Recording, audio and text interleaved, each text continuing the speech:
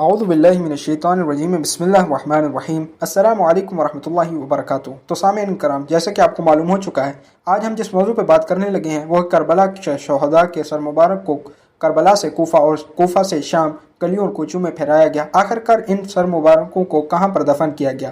تو یہاں پر 7 سے 8 اقوال ہیں۔ آخر میں ہم بتائیں گے کہ کون سا زیادہ مقبول ترین قول ہے۔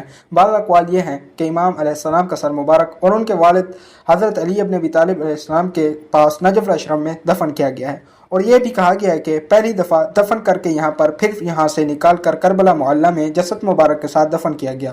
بعض اقوال یہ بھی ہیں کہ مصر میں دفن کیا گیا۔ اب ہم تفصیلاً بتاتے ہیں۔ پہلا قول یہ ہے کہ سر مبارک ان کے جسد مبارک کے ساتھ کربلا مقدسہ میں دفن کیا گیا ہے۔ شیعہ اور سنی تمام علماء کا اتفاق ہے۔ دوسرا یہ کہ نجف الاشرف میں امیر المومنین کے ہاں دفن ہے۔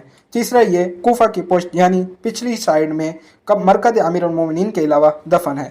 چوتھا یہ ہے کہ نہیں، ان کا سر مبارک جنت البقیع اپنی والدہ ماجدہ جناب سیدۃ الزہرا فاطمہ الزہرا سلام اللہ علیہا کے ہاں مدینہ منورہ میں دفن کیا گیا ہے۔ پانچواں یہ کہ باب الفرادیس دمشق میں دفن ہے۔ چھٹا یہ ہے کہ مسجد الرقہ نہر الفرات پر واقع وہاں دفن ہے۔ ساتواں عراق اور شام کے راستے میں مقام اسقلان یہ پہ تھا اور وہاں فاطمیوں نے قاہرہ مصر نقل کیا۔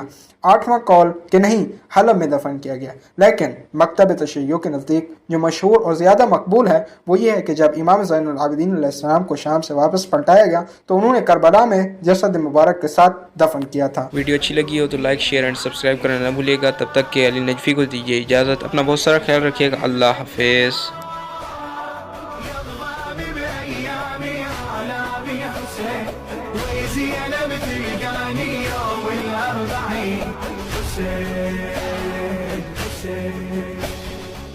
شقمات يقولون بالجنون حب لي لو انقيت